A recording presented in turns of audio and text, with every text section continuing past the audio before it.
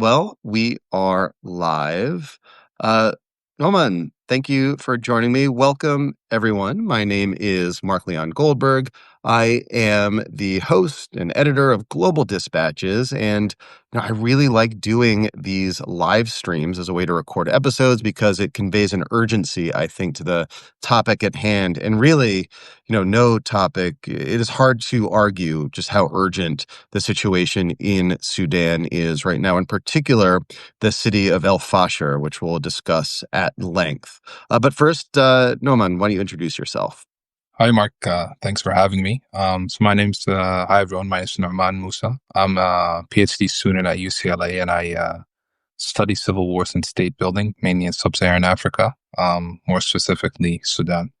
Well, so the perfect person to discuss the failure of state building in Sudan and what befell Sudan, and maybe just just to give listeners and viewers just like a broad and maybe overly generalized context for uh, our conversation today. The civil war in Sudan erupted in April 2023 as the consequence of a failed democratic transition.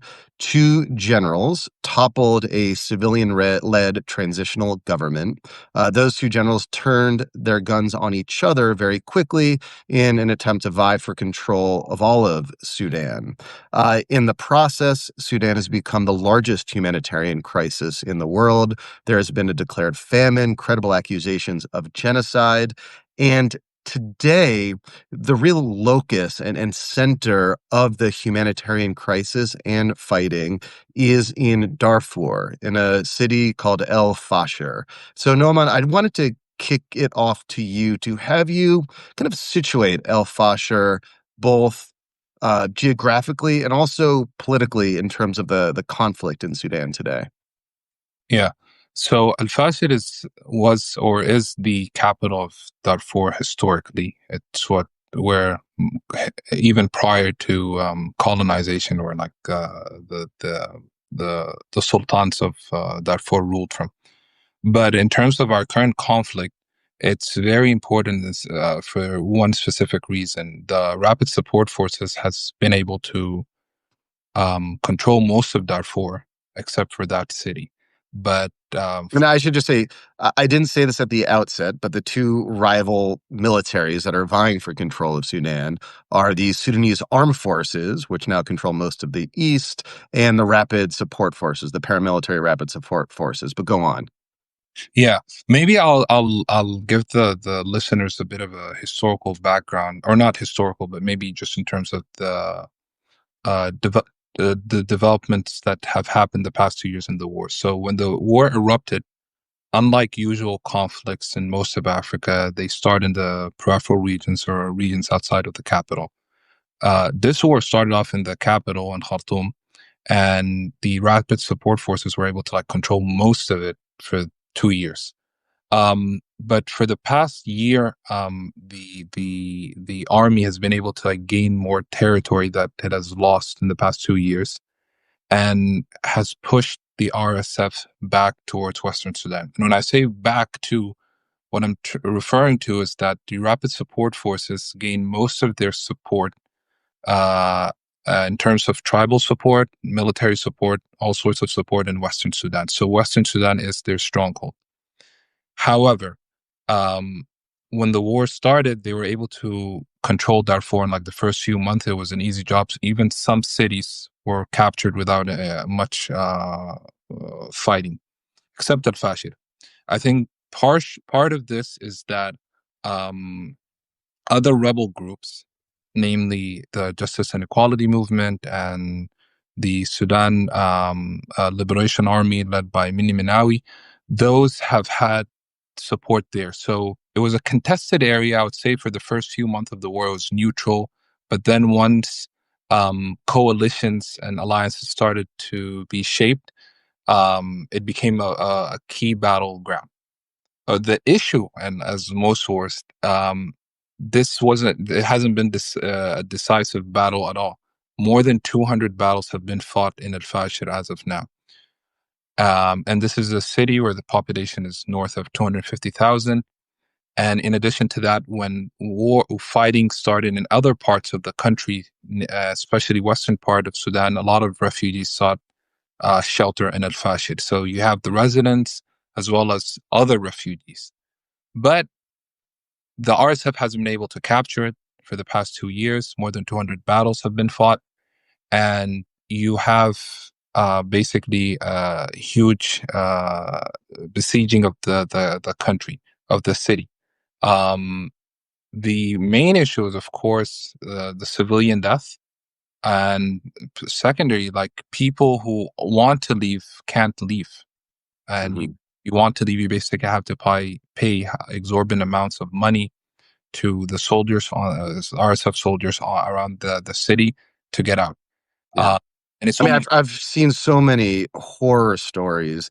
Actually, just last night, BBC ran a really powerful piece on exactly the issue that you just cited. That you have, north of 250,000 people trapped in this city. There is a way out, but as you said, the way out involves paying exorbitant bribes while also putting yourself at risk to banditry on the road, to murder on the road, to just being killed by the RSF fighters that you've paid a bribe to. So it's like an uncertain escape for sure.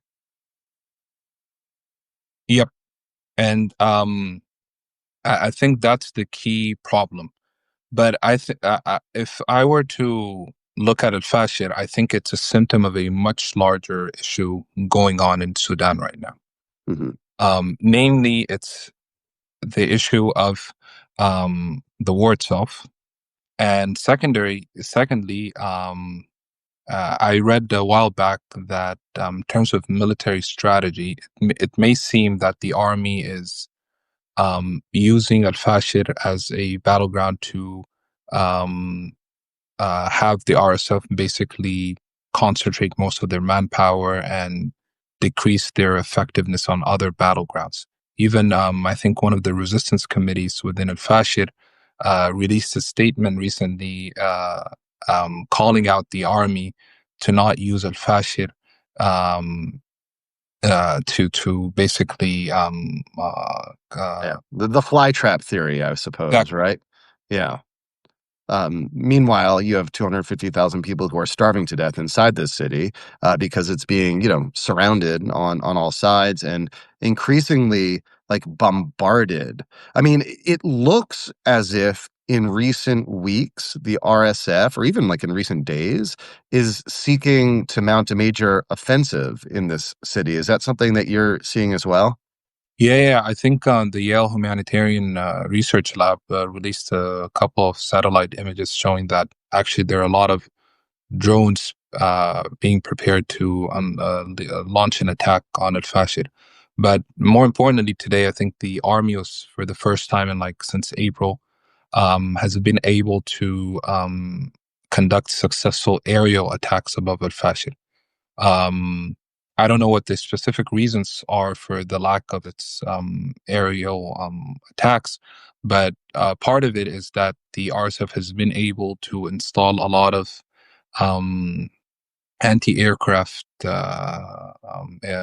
equipment, and um, that just tells you like how sophisticated the arms are in this current Yeah. conflict. Well, we'll get to that point 'cause that is a very crucial part of this conversation is how there has been an increase in the sophistication of the weapons that are being used to fight this war, particularly on the part of the RSF. The Washington Post just wrote an incredible investigation on that recently, which I want to get into in a second. But I just do want to maybe convey to viewers like how sort of volatile this situation around El Fasher is, in particular because there is this, genocidal ethnic element of this conflict as well. We've seen the toppling of other cities by the RSF in Darfur result into widespread mass atrocity events in which the RSF have, used have unleashed fury against supposed, ethnic rivals. Could you just kind of describe the sort of the sort of ethnic element of this situation and why so far, like, there have been a lot of credible claims of genocide, including by the US government and many international humanitarian organizations and human rights organizations as well?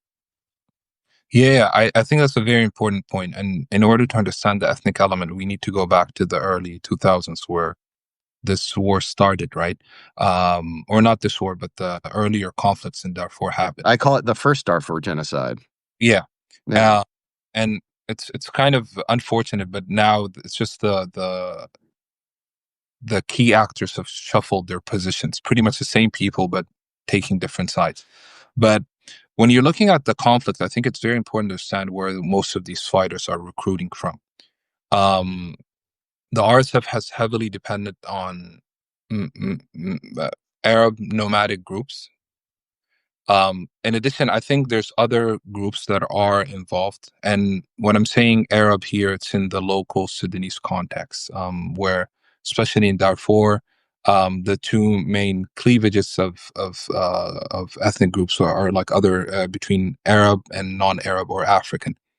Um, and so when the war started, especially when you mentioned the Jenina issue and that massacre that happened there were already existing bombs of previous grievances and issues that existed.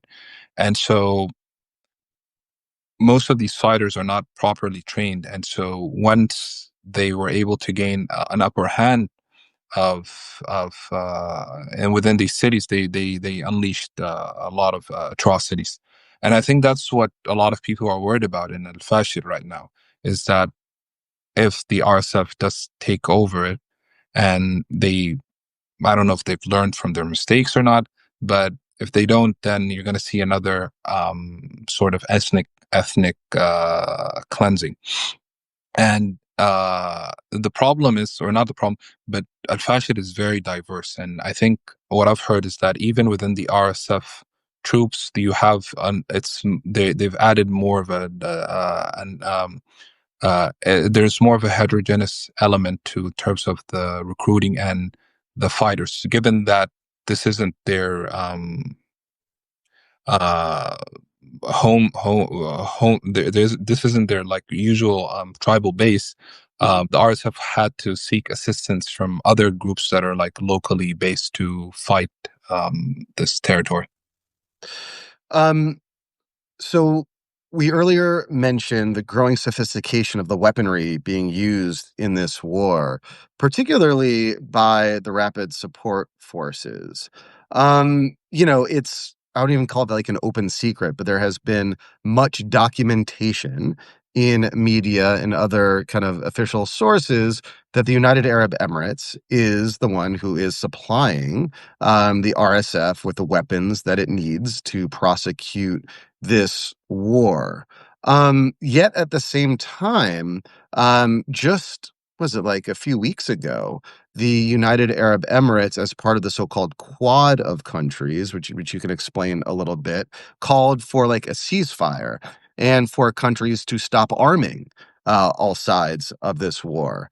Can you just kind of briefly explain to viewers and listeners the external dynamics that are driving this conflict? Yeah, I think that's a very important part. But I think before the foreign interference into the conflict, which we know now who the key actors are, who they're supporting, uh, when people hear of a civil war, the thing that comes to mind is it's a central government versus a rebel group that's like based in some sort of preferential. What's very unique about Sudan's conflict is that the origins of this war is that you basically had a infighting between the security forces, because the rapid support forces uh, were established by the government, armed by the government, gained more power by the government, all of it. So they already had an advantage that not any rebel group would have in any part of the country, because you were probably part of the state. Uh, Going to the Quad, I think the important part that's happening here is that, according to their statement, um, they sort of, especially the more past recent weeks, there's been more and more um, meetings and initiatives being taken place by the U.S. Special Envoy. And I think it's good in the sense that in order to end a civil conflict or most civil conflicts, you must negotiate between the foreign backers. Um, what's kind of surprising is that um, the Rapid Support Forces recently supported the Quad statement, which had like a long list of Mhm. armaments as And just briefly, the Quad is the UAE, Egypt, Saudi. Saudi Arabia, and the United States, correct? Mhm. And Egypt, supports the Sudanese armed forces. UAE supports the RSF, even though they deny it. Saudi Arabia more or less supports UAE. Is that right? Is that like a fair Well, assessment? Saudi Arabia's position is not quite clear because they've hosted the first, Yeah, the Jeddah. Yeah. yeah, May 2023. Yeah. And actually, on a similar note, Professor Alden Young and I wrote a piece a while back talking about why we see, especially in the first year in the war, a lot of actors are very impartial to the conflict. And this stems from how they view the conflict. More importantly, um, a lot of actors have been very regional, especially have been very frustrated with the tenure of Omar al-Bashir, which he ruled from 1989 to 2019 when he was toppled. And so they see the Sudanese armed forces as a continuation of his policies. So that's why for the first while, not a lot of people, not a lot of states were actually supporting one side or the other. But the recent statement, I think what's good about it is that it basically wants to dismantle the old system, old maybe political. They refer to it as the Muslim Brotherhood.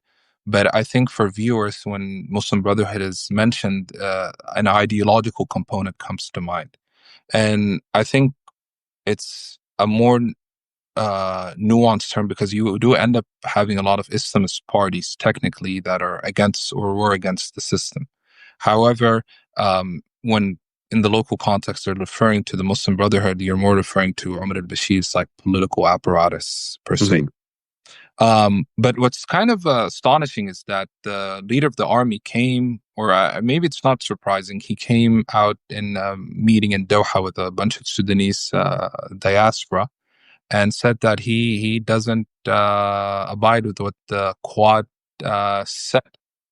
And for me, I think that's a bit surprising, and it might impact the SAF's standing because I would expect, given their gains the past few years, they would actually come down and to come and join peace talks. But however, they've been refusing. Mhm. Uh, and so the reluctance from the Sudanese army to kind of cooperate with the international community is a bit troubling because then even those who back you might end up reducing their support, given that you can't deliver to what they're actually looking for. Well, I mean, that, at least to me, has seemed to be like one of the fundamental problems of this conflict from the outset is that the warring parties, the head of the RSF and the head of the SAF, the Sudanese Armed Forces, continue to find more to gain through fighting than through a cessation of hostilities or peace talks. And there hasn't been at least sufficient pressure to bear on either party to convince them that there is more to gain through peace talks than through fighting. Yeah, I think definitely. But in terms of, I think in the long run, institutionally wise, from an institutional perspective, the RSF has a lot more to gain from peace talks than the SAF. The SAF still maintains international sovereignty, so it's Yeah. still that aspect. So meaning that it can gain more support. All the Yeah. perks. Like they're the ones speaking at the UN, UN, yeah, Yeah. and domestically they have still like basic bureaucratic institutions are run by them. However, the RSF has more to gain in the sense that if they come to peace talks, they establish themselves in a permanent political system. Even prior to the war, they weren't well established. They kind of um, operated as a parallel government as opposed to being part and parcel of the central government. So, obviously we don't know what's going to happen in El Fasher. Um, you know, but it's looking increasingly likely that the country is kind of split down the middle a little bit, right? With the Sudanese armed forces controlling the capital, Khartoum, the main port of Sudan, and most of the east of the country, with the rapid support forces controlling most of the west of the country, is like a de facto partition of Sudan, absent a formal peace deal, like an acceptable outcome here, do you think? Like, in terms of what can be done to just stop the fighting? I think that's what we hope for because I think the war's been going on for 2 years, more than 2 years now. You have a third of the population displaced. So anything that would put an ending to fighting, I think, would be a great outcome. However, I think the problem is when you think about Western Sudan and Eastern Sudan, they're not homogenous blocks. And even if fighting does calm down between the rapid support forces and the Sudanese armed forces, there's a higher chance that you might actually have infighting between them. Because when you talk about Al-Fashir is important not only in terms of geographical territory, but most of the people or troops fighting are the ex-rebel groups, and now they're like a new paramilitary group with the army. And if Al-Fashir is taken over by the RSF, they lose their leverage vis-a-vis the central government. And I think viewers would be surprised to know that one of an ex-rebel leader, now pro-government, Dr. Jibril Ibrahim is the Minister of Finance. And so he's not getting that position because of his He didn't economic. go to LSE? No, what he's offering. And Okay, yeah. I think that if Fashir is lost, then Burhan would probably not need them as much as he does right now. Hmm. So I suppose maybe like my sort of final question or maybe set of questions is, I guess, number one, like we are like on the precipice of a massive humanitarian crisis that is unfolding right now in El Fasher, turning into an all-out calamity. What can be done to prevent that outcome? And number two, more broadly, um, what can key players in the international community do to just, if not like impose a ceasefire, at least reduce like the levels of violence unfolding in Sudan today? Yeah, I think primarily you need more engagement with both actors. I don't know to what extent the international community is communicating, but I know, for instance, it's very difficult for the rapid support forces to actually present what their argument is, or in a lot of like capitals of the world. Um, secondly, I think you need more advocates in terms of humanitarian role, and I think this goes back to what the political elite in Sudan are concerned about. Since the war has started, we still don't have a single cohesive body that is advocating or pushing for sole humanitarian causes only. Most of the focus has been political, but even political, it's been very polarized. And so you don't hear a lot of voices just coming together to talk about the humanitarian issue. And if I'm not mistaken, both parties to the conflict have been able to cooperate on issues related to the oil pipeline coming out of South Sudan. But for some reason, or not for some reason, the humanitarian component is not something that they are concerned about. Or on the other hand, they're using it as a weapon against the other side. Um, But I think the Quad statement did talk a lot about humanitarian aid, but there hasn't been as much pressure to do that. In compared to what's happening in other conflicts in the world, Sudan's conflict has quietly been overlooked by international actors. Mhm. On that question of like leveraging humanitarian aid and cooperation as like a way to potentially kind of open the door for broader kind of political talks. I'm wondering how you see the emergency response rooms kind of fit into that dynamic that you just described. So, for listeners and viewers who are unaware, these are essentially like mutual aid societies in various parts of Sudan that have kind of sprung up in the context of this humanitarian crisis to, create like soup kitchens or little medical centers or anything that like the community needs to survive.